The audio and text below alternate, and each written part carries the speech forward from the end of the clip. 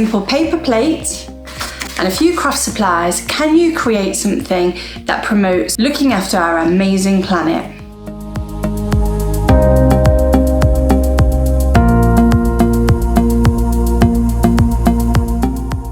In today's tutorial, I'm going to show you how to do bubble printing.